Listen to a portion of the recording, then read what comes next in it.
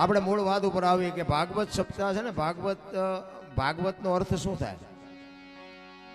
ભાગવત એટલે ભ એટલે ભગવાન, ગ એટલે જ્ઞાન, વ એટલે વૈરાગ ને ત એટલે તરવું, એને ભાગવત કહેવાય. ભાગવત બેહાડ્યા પછી ભાગવતની વાત જો જીવનમાં ઉતરે નહીં તો કોઈ મતલબ નથી. પૈસા કોઈને મફત આવતા નથી. આ લાખો રૂપિયાનો ખર્ચો હોય અને આવડી મોટી 8-10 દીની કથા હોય અને 10 દી આનંદ કરીને ખાઈ પીને હિલોળા કરીને વ્યાજવાની એક સાંટો માઇલ પર ન પડે તો શું કરવાનું? કોઈ મતલબ નથી રાખતા. અમે તો આ બધે પ્રોગ્રામ કરવા જઈએ ને અમને એમ થાય કે આટલી બધી ભક્તિ દુનિયામાં ફાટી નીકળી છે તો બાબુ સુધારો કેમ નથી થતો? હે બધા આને ખબર બધાને છે. કથા ને સપ્તાહ ને ભજન ને ધૂન ને મંદિર ને પ્રતિષ્ઠા ને માતાજીના માંડવા ને તમે જોવો તો એમ થાય કે આખી દુનિયામાં નકરો વૈરાગ ફાટી ગયો. તો બગાડ કેમ નથી અટકતો? હું તો આટલા બધા બેઠા છું, તમે તો બધા એજ્યુકેટર માણસો. હું તો એક ગામડાનો નાનો એવો માણસ છું, નાનો એવો ખેડૂત છું. તમે બધા ભણેલા ગણેલા હશો, રૂપિયા વાળા હશો, જે હોય તે. તમે હેઠા બેઠા છો, હું આ ઉપર છું. આ વાત એમનામ સમજાય એવું જ નથી રામ. આના માટે સદગુરુ જોવે. આવડી મોટી કથા બેહાડી છે, જીવનમાં ઉતરે નહીં તો બાપુ કોઈ મતલબ નથી. એક રામકથા બેહાડી હોય, રામકથા આખી દુનિયાને ખબર છે રામાયણ શું કહે છે, પણ રામાયણની વાત તો એકની એક જ છે. શું સાંભળીને કામ હોય? અયોધ્યા નગરી ને દશરથ રાજા ને 4 દીકરા ને વનમાં ગયા, રામ ને સીતાજી રાવણ લઈ ગયો, રામ હનુમાન ન્યાય ગયા, રામે રાવણ ને માર્યો ને અવતાર્યા પાછા. વાત તો આવડી આજ છે કે બીજું કઈ? તો શું સાંભળ કરવાનું? બીજું કઈ કામ જ નથી. આ સાંભળવાનો મતલબ શું? આખી દુનિયા એક મોરારી બાપુ જેવા આપણા કથાકાર હોય તોય ભલે, ને એક નાનો એવો કથાકાર હોય તોય ભલે. વાત તો આવડી આ જ હોય, બીજું શું હોય? અને આ કથાઓ સાંભળવાથી આપણો ફાયદો શું? આપણને મતલબ શું? આપણા સદગુરુ મહારાજને આપણે પૂછવું તો જોવે ને કે આ બધું કરે છે, દુનિયા કરે છે, એ વાત ખોટી છે એવી આપણી વાત નથી, પણ આ કરવાનો મતલબ શું છે એ તો આપણે કંઈક પૂછવું જોવે ને. પણ રામકથા તમે બેહાડી હોય, લાખો રૂપિયાનો ખર્ચો કર્યો હોય અને વક્તા કથા કહેતો વાત કરતો હોય કે રામ અને ભરતનો પ્રસંગ આવે અને એ પ્રસંગ સાંભળ્યા પછી નાનો ભાઈ ને મોટા ભાઈનો વિખવાદ હોય અને નાનો ભાઈ ઘરે આવીને મોટા ભાઈને જો બથ ભરી લે, સમજી લેજો કથા બેહાડી.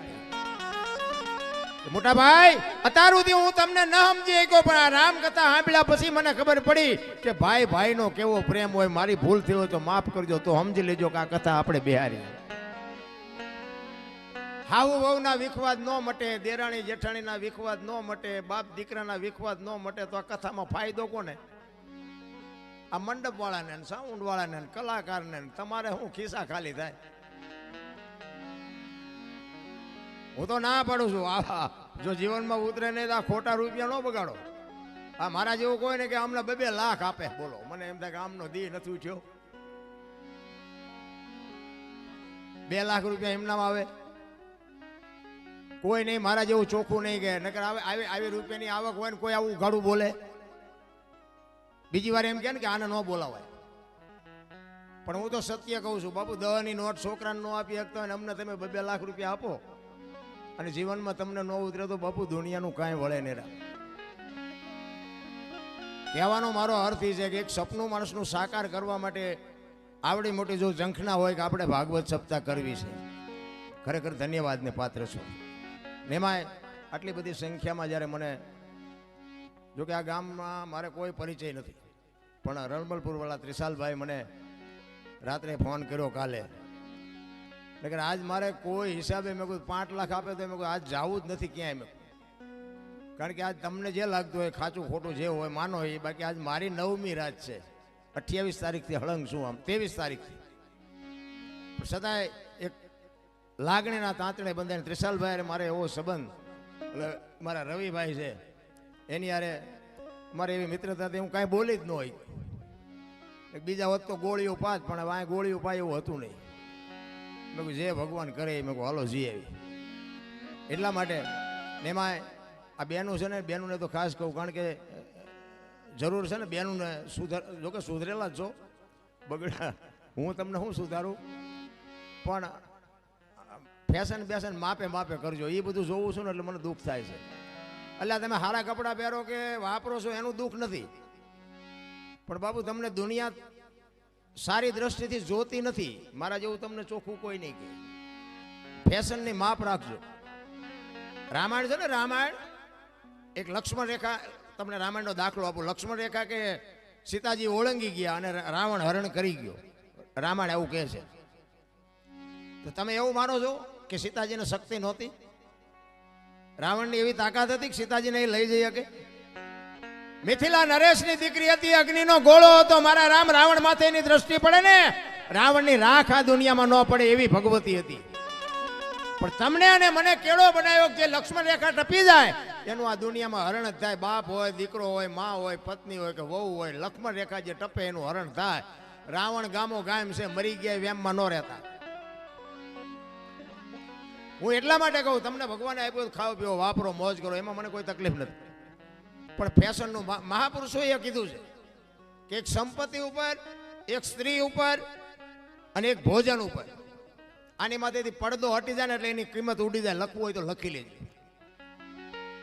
ભોજન ઉઘાડવું પડ્યું ને એટલે તમને ખાવાનું ન ભાવે કે આ ખવાય નહીં.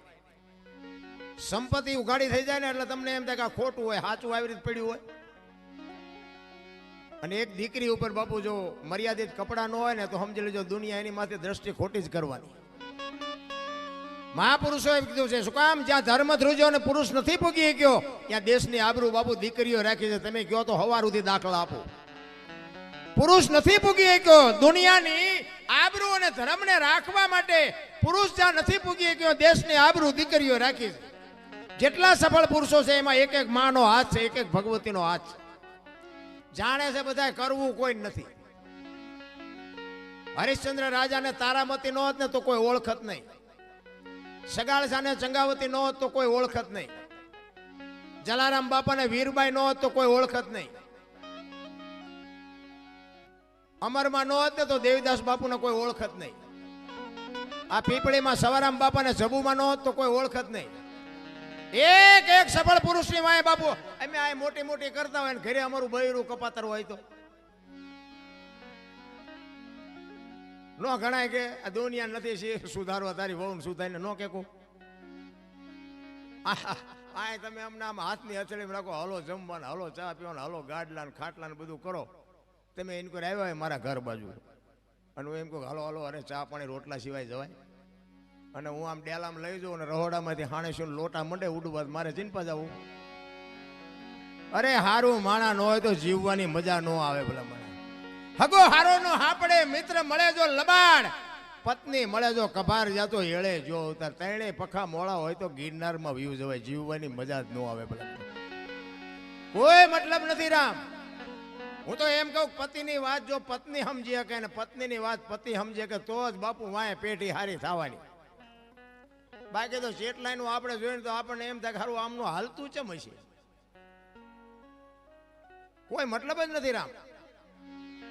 તમે વિચાર કરો, હરિશ્ચંદ્ર રાજાએ તારામતીને વેચ્યા ને,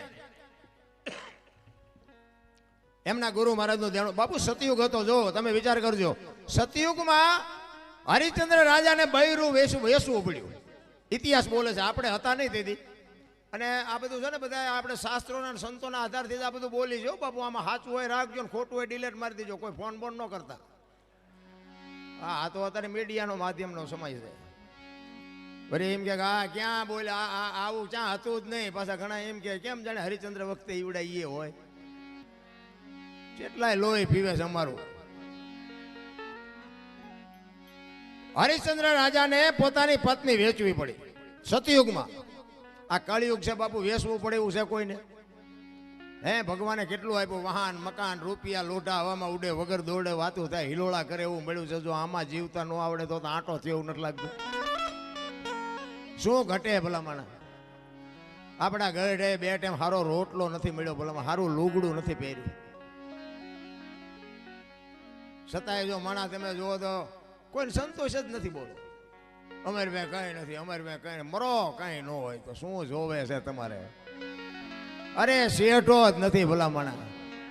થીગડા ઉપર થીગડા દઈ દઈને આપણા ગઈઠા મરી ગયા. આપણે એક આંગળી જાય એટલું વાંકું હોય ને તોય આપણી માં એમ કે લાય બે ટાંકા લઈ દઉં.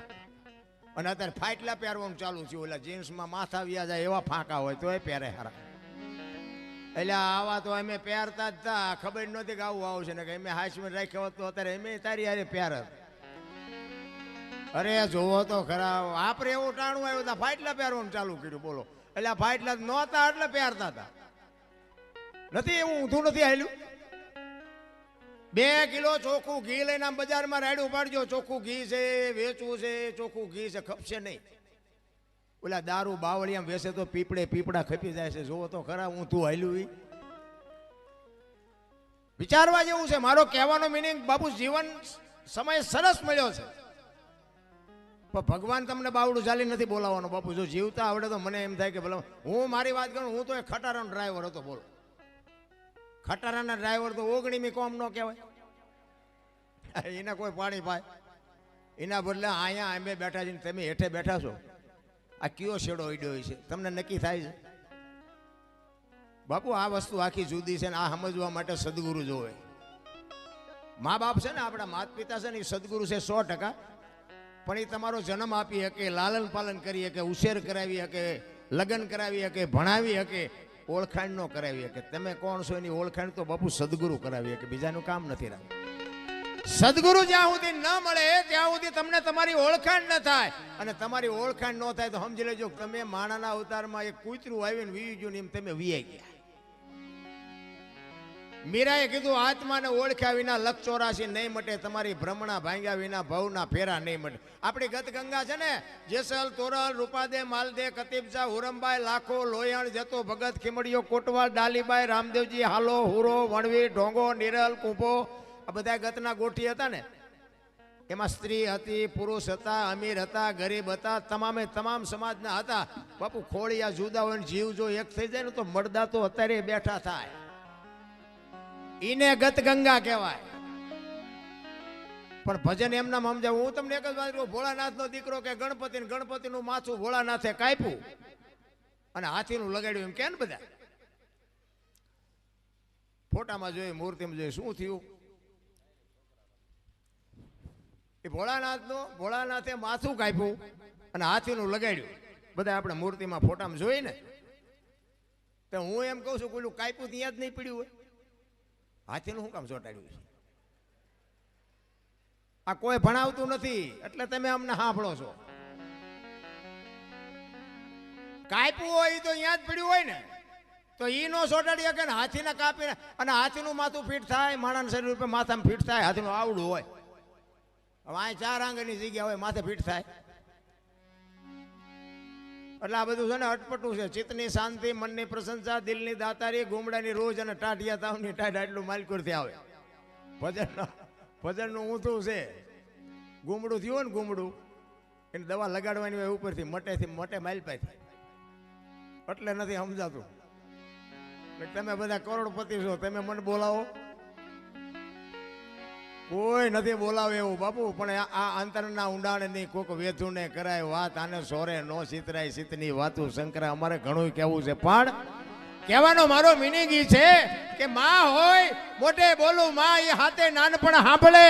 એ મલક બધાની મજા પછી કડવી લાગે કાગડા. એ આ જનેતાને હું એટલા માટે કહું છું, આ દીકરીઓને મારે કહેવાનો અર્થ એટલા માટે છે કે તમે એમ કહો ભગવાન મને હારો દીકરો દે, હારો દીકરો દે. શું અહીંયા ગોદામ છે? અહીંયા દુકાન છે?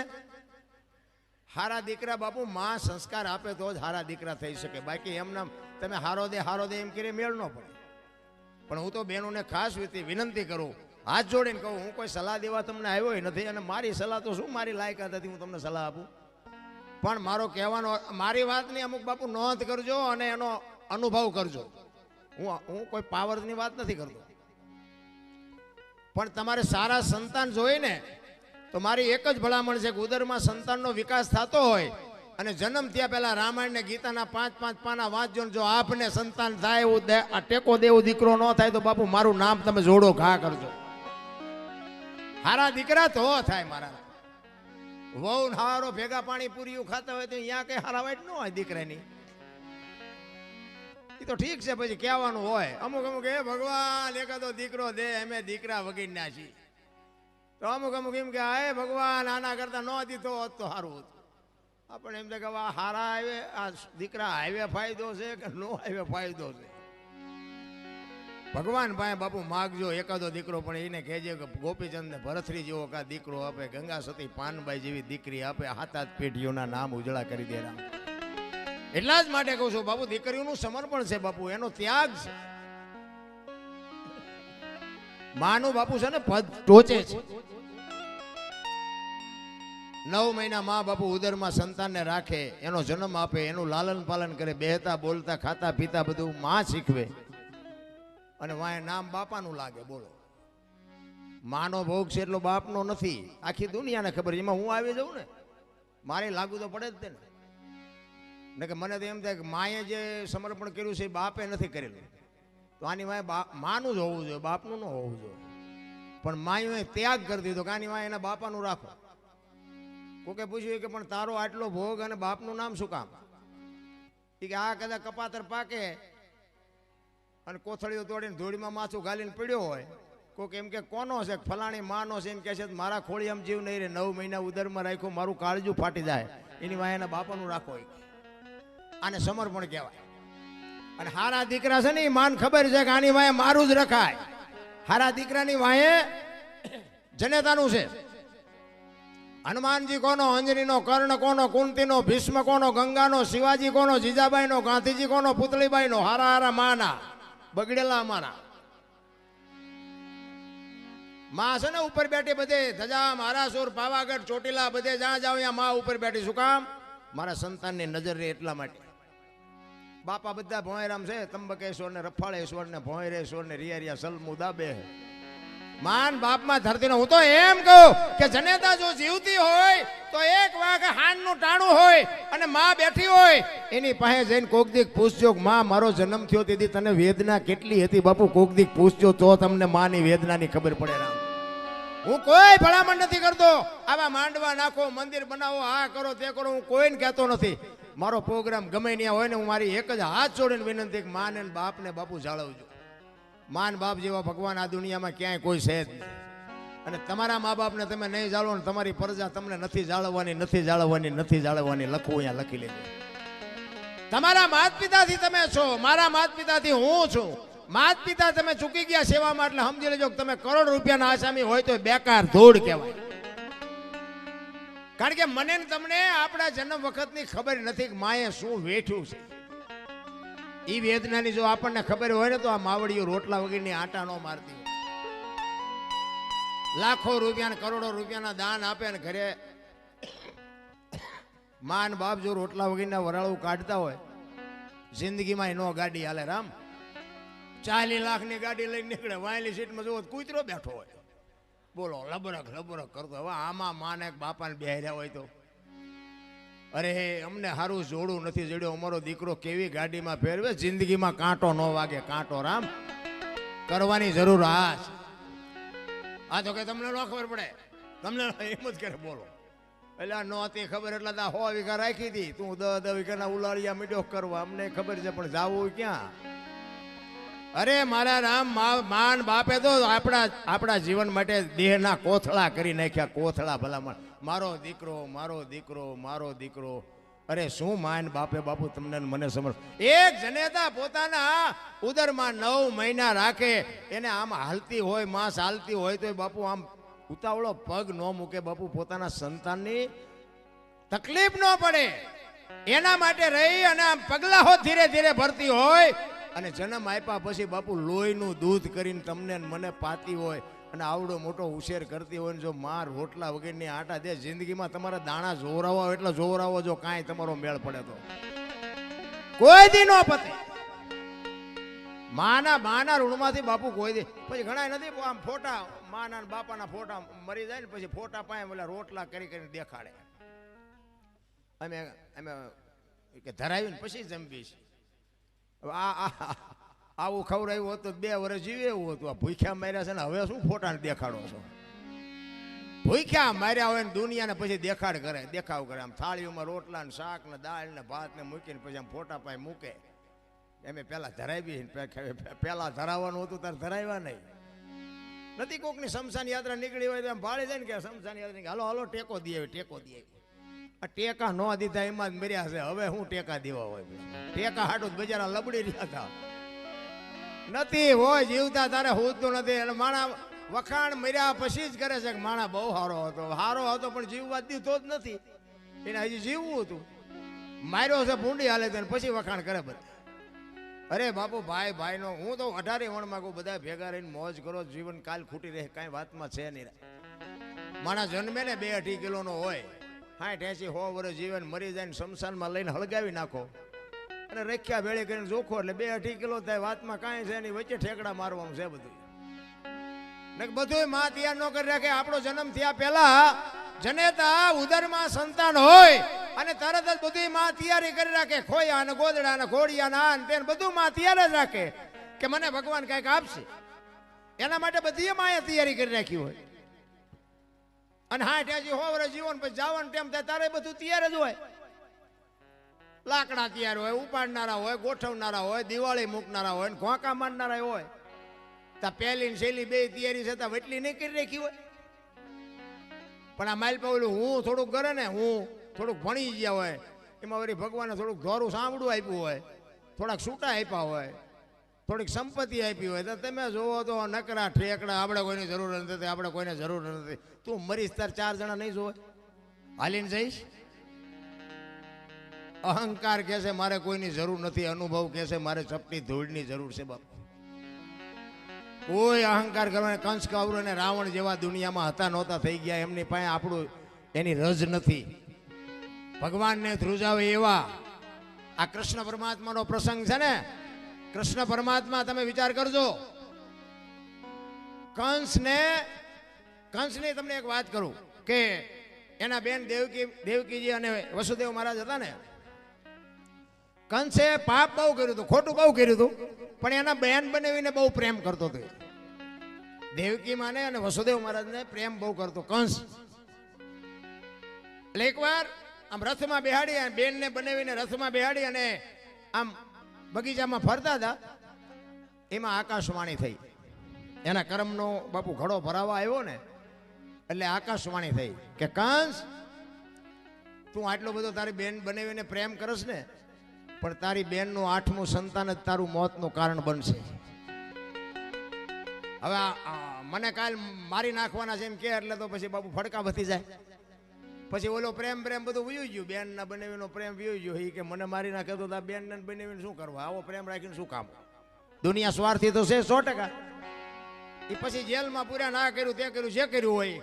હવે એને વિચાર એવો થયો એ કે મને 8મું સંતાન મારવાનું છે ને એટલે 7 સંતાન થાય ત્યાં સુધી આપણે કાંઈ ચિંતા નથી. એટલે એ કે 7 સંતાનને આપણે કાંઈ કરવું નથી. 8મું સંતાન થાય ને ત્યારે એને આપણે જીવવા દેવું નથી. હવે આને આવો વિચાર આવ્યો અને કૃષ્ણ પરમાત્મા વિચાર કરે કે હારો આ જો 8 મારે ને તો જ મોતનો ઘડા એનો ભરાય એવું છે ને. આને હારો વિચાર આવ્યો આ 7 નો મારે તો મારી આકાશવાણી ખોટી પડે અને ઘડો પૂરો ભરાય નહીં. અને ભરાણા પહેલા હું મારું તો મારો અન્યાય કહેવાય. હારો આને વિચાર હારો કેમ આવ્યો? આ જો 8 ને મારી નાખે તો જ એનો ઘોડો સંપૂર્ણ ભરાય ને તો જ હું એને મારી શકું. મારી આકાશવાણી એને મેં એ કરીશ. ભગવાન મૂંઝાણા કે હવે શું કરું? એમાં નારદજી આવ્યા. એ કે શું પ્રભુ ચિંતા કરો છો? એ કે ભાઈ મેં આકાશવાણી કરી છે આવી અને 8 મારે ને તો એનો ઘોડો ભરાય એવું છે ને. એને વિચાર સારો આવ્યો કે 7 ને મારે શું કામ મારવા જોઈએ? તો નારદજી કે પણ તમારું કહેવાનું શું થાય છે? એ કે ઈ 7 ને જો મારે ને તો મેળ પણ મૂળ તો તમારે મરવવા જ છે ને. તમારે ન ખોટું કરવું હોય પણ દુનિયા તમને ખોટું કરાવે. મૂળ તો એ કે મરવી જ નાખવા છે ને. એ તો હું મરવી નાખી, તમે શું કામ મૂંઝાવશો? એ કે એ નારદજી આવ્યા ને તો કંસ આખી સભા ભરીને બેઠો હતો. એટલે નારદજીને જોયા ને એટલે કંસ સામો આવ્યો. પધારો પધારો ભૂદેવ પધારો. એ કે શું આવડી મોટી સભા ભરીને બેઠા છો? એ કે ભાઈ એક પ્રશ્ન મૂંઝાણો. એમાં સભામાં અડધા એમ કે મારી નખાય, અડધા એમ કે ભાઈ નો મરાય. 7 ને હું કામ મારવા જોઈએ? એટલે નારદજી આવ્યા. એ કે ભાઈ અમને પ્રશ્ન મૂંઝવે છે, આવી રીતની વાત છે, આમાં શું કરવું? અડધા કહે છે કે મારી નખાય 7 ને, અડધા એમ કહે છે કે નો મરાય. તમારું હું કેવું, તમે જે નિર્ણય કરો એ કે હું તો તમને નિર્ણય કરાવું, પણ તમે શું નક્કી કર્યું? એ કંસ કે પણ મેં તો એ નક્કી કર્યું છે કે 8મું સંતાન મને મારવાનું છે એવી આકાશવાણી થઈ છે. તો 8મા સંતાને મરવાનું તો 7ને મારે શું કામ મારવા જોઈએ? નારદજી કે ઈ જ તમારી ભૂલ છે, 8 ને મારી જ નખાય. એ કે પણ તમે વિચાર તો કરો, એને ભગવાન એવું બોલ્યા છે કે 8મું સંતાન તો 1 2 3 4 5 6 7 પછી જ 8 આવે ને, 7ને મારવાનો અરજ શું? એ કે તમે નહીં સમજો, હું તમને સમજાવું. એ કે આમ દિવાલ ઉપર લીટા કરો. જો આ નારદજી બાપુ ખોટું જે કરાવવા વાળા હોય ને એ તમને ગમે ઊંધા કાન પકડાવીને તમને ખોટું કરાવે. નારદજી કે આમ તમે લીટા કરો. આમ લીટા કરાવ્યા 8. એ કે લીટા હું કામ? એ કે હું તમને કહું એમ કરો ને. એ આમ 8 લીટા કરાવ્યા. એ કે ગણો. એટલે આમ ગણ્યા 1 2 3 4 5 6. એ કે 8મો આ થયું ને? તો કે હા. કે તમે આનપાથી ગણ્યા ને ભગવાન છે કે આનપાથી ગણશે તો? એ કે તો હારું પેલું રહ્યું જ મને મારી નાખે. એટલે કહું છું કે હાથે પતાવી દો. કે તો પતાવી દો. તમારે નથી કરવું, દુનિયા કરાવે. દુનિયા ઊંધા કાન જગત પકડાવે છે. કોઈને બાપુ એવું કરવું જ નથી. મારો કહેવાનો મિનિંગ બાપુ આ ઇતિહાસ છે ને બધું ગૂઢ ઇતિહાસ છે. કારણ કે નકે તમને મને વિચાર આવે કે જો આ સંતાનની બીકથી કંસને બાપુ આટલી બધી તકલીફ પડી હોય તો આ જેલમાં હું કામ? જેલમાં બેન ભેગા હું કામ પૂરે? આ બધી અટપટી વાત છે. એટલામાં બહુ ઊંડું ઉતરે જેવું નથી. એટલા માટે મારે એક માની વાણી કરવી છે. તમારી જેવી મોજ છે એવો આનંદ કરાવીશું. પણ આમાં કેવું છે કે મેં કીધું મારે 7-8 રાતું ખેંચી છે ને, એટલે ક્યારેક ક્યારેક ગોટે ચડે બધું. એટલે પુરુષોત્તમ બાપુ એક વાણી બાપુ છે. જેટલા મહાપુરુષો છે ને એ તમે વિચાર કરો કે આજે આપણે બધાને યાદ કરી છે, એના માતા પિતાના સંસ્કાર કેવા છે? કેટલા મા બાપે બાપુ એના સંસ્કાર કેવા આપ્યા છે કે આજે આખી દુનિયા એના ગાણા ગાય છે. અમારે અહીંયા કઈ કોથળા નથી આવતા. આ હરિચંદ્રની વાત કરી કે સગાળસાની ગમે એની વાત કરી તો એની પેઢીઓના અમારે અહીંયા કોથળા નથી આવતા.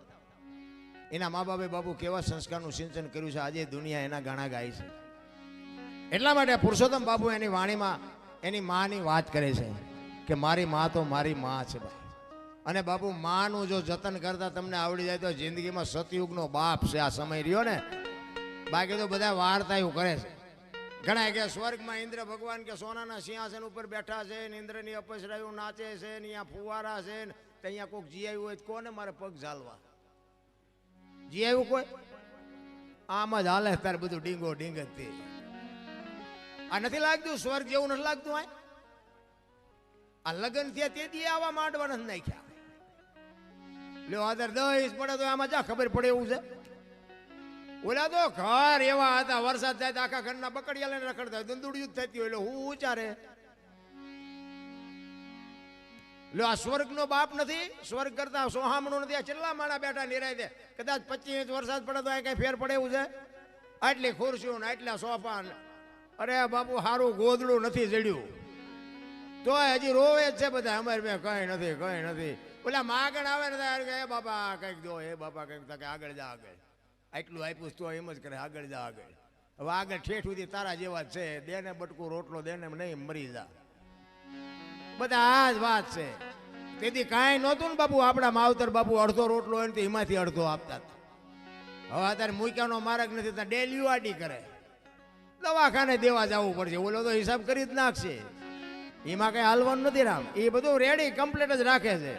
મેં તો કહે જે કંઈક મોકે વાપરો, કંઈક સમયે વાપરો. જ્યાં ત્યાં નહીં પણ વ્યવસ્થિત જગ્યાએ કંઈક વાપરો તો દવાખાના ઓછા આવશે.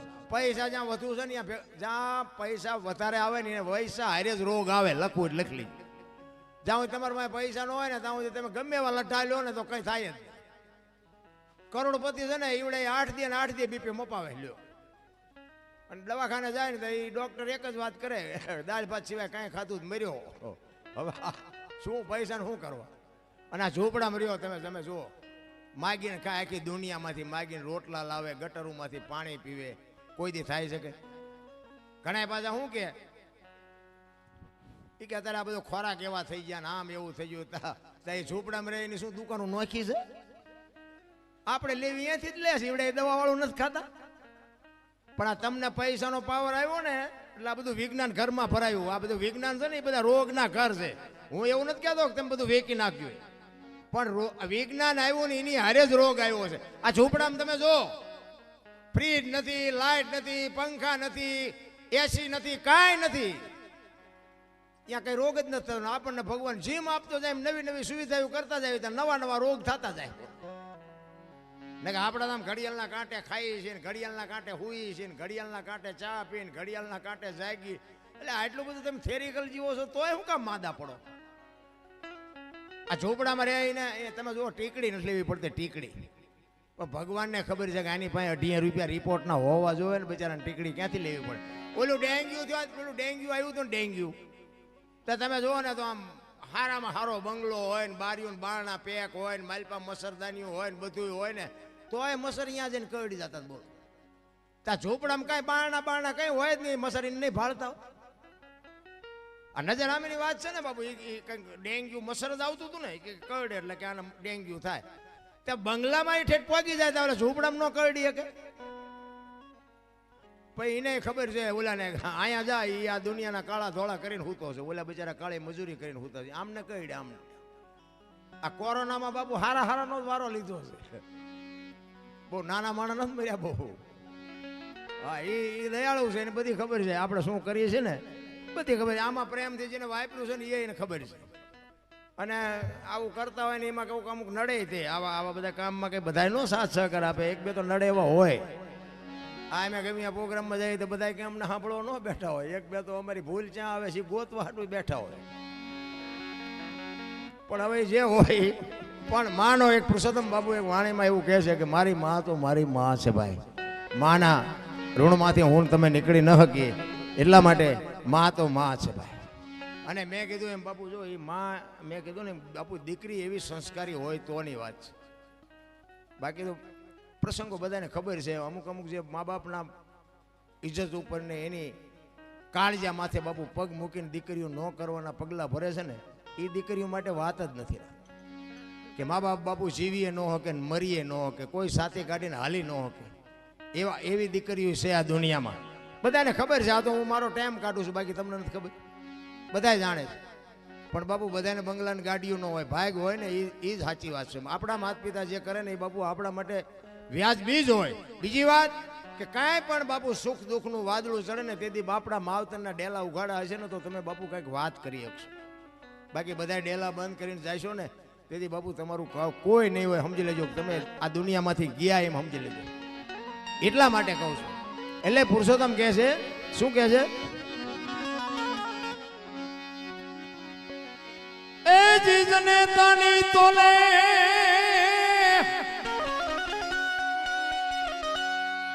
જનેતાની તોલે કોઈ નાવે બીજી,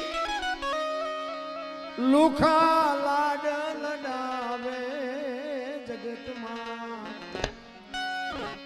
જન્મ દેનારી રે એ મારી માની તોલે કોઈ નાવે, માની તોલે કોઈ નાવે.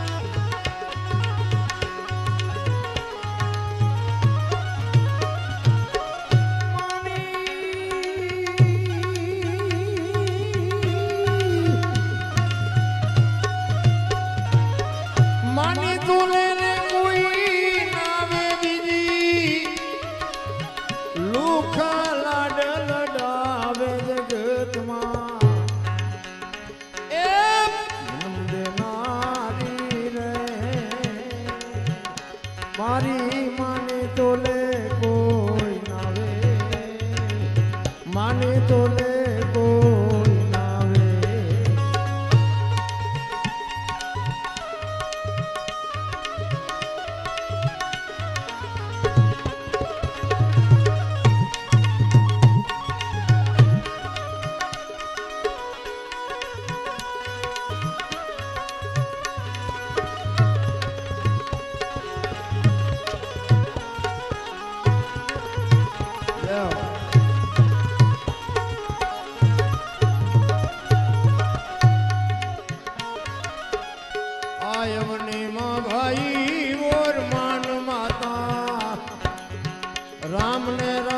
રાજત જાવે, રામ ને રાજત જાવે.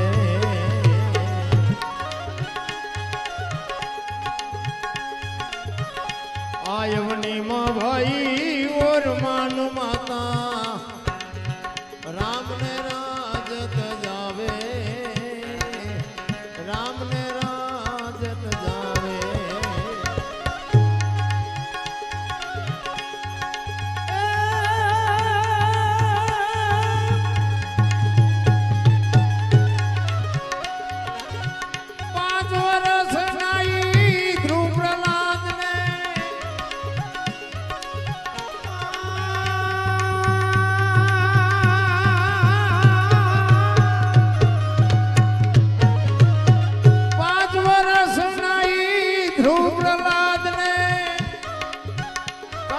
વેણ સાંભળાવે જગતમાં, એ જગતમાં જન્મ દેનારી રે મારી માની તોલે કોઈ નાવે, માની તોલે કોઈ નાવે.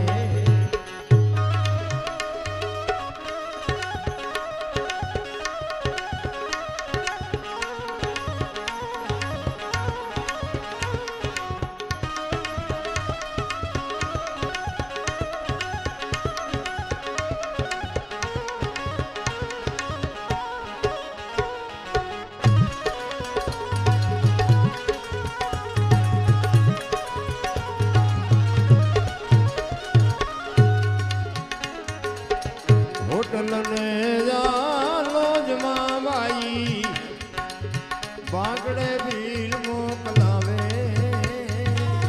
બાગડે બિલ મોકલાવે. જય હો.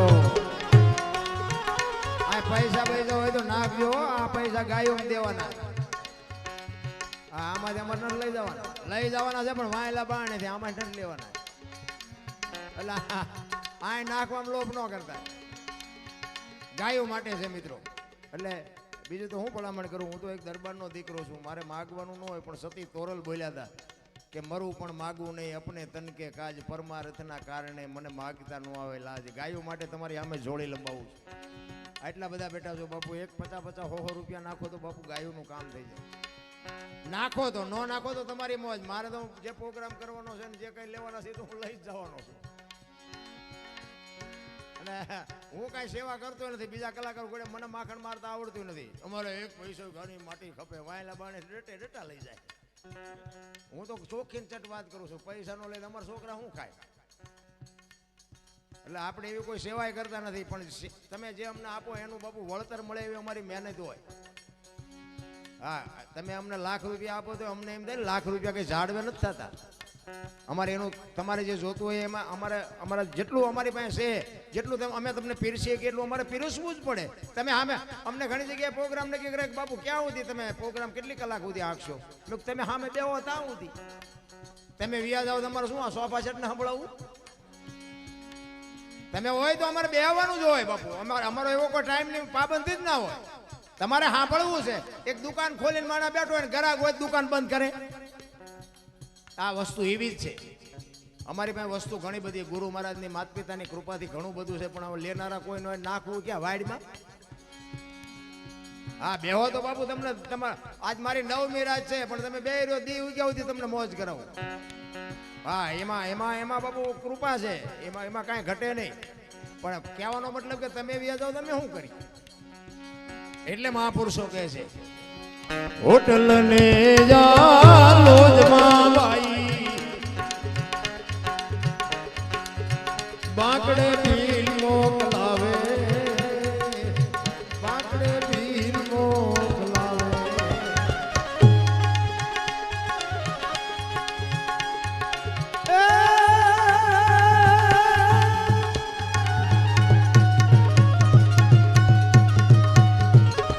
માવડી મારી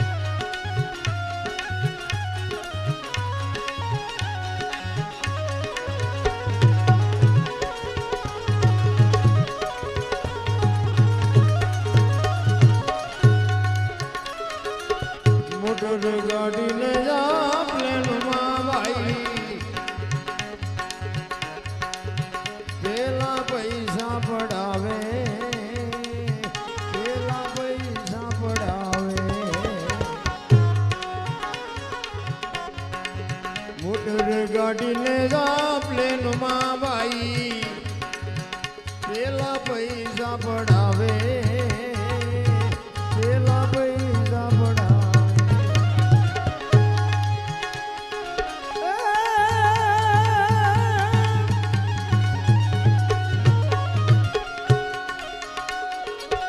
માવડી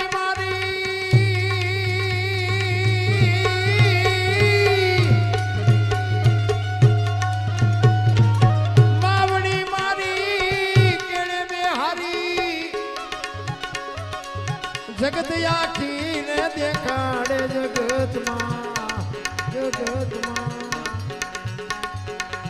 જન્મ દેનારી રે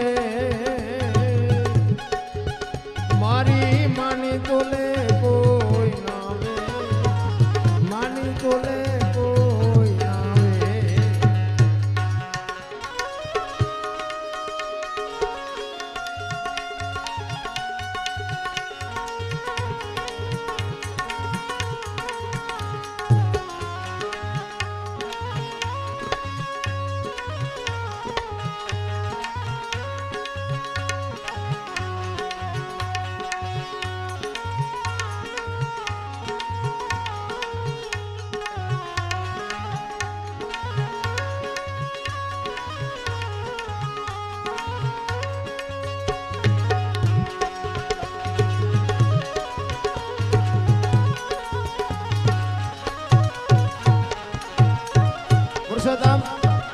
પુરુષોત્તમ બાપુ છેલ્લી ઘડીમાં કહે છે આ દુનિયામાં છે ને માં બે છે એક આ દુનિયામાં આવવા માટે જનેતા માની જરૂર પડે અને આ ખોળિયામાંથી જેથી જીવ જાય ને તેથી બાપુ આ ધરતીમાં એક જ હંકરે બાકી કોઈ નો કે આને રહેવા દે દીકરો હોય બાપ હોય માં હોય કે ભાઈ હોય કાંટો કાંટો કાંટો જ કરશે બધા બે દી આને રહેવા દે એમ કોઈ નહીં કહે અને એક ધરતી માં જ હંગરશે બાકી કોઈ નહીં હંગરે એટલે પુરુષોત્તમ છેલ્લી કડીમાં કહે છે એક માતા જન્મ દેનારી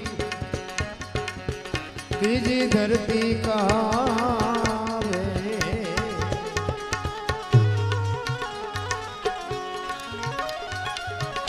એક માતા જન્મ દેનારી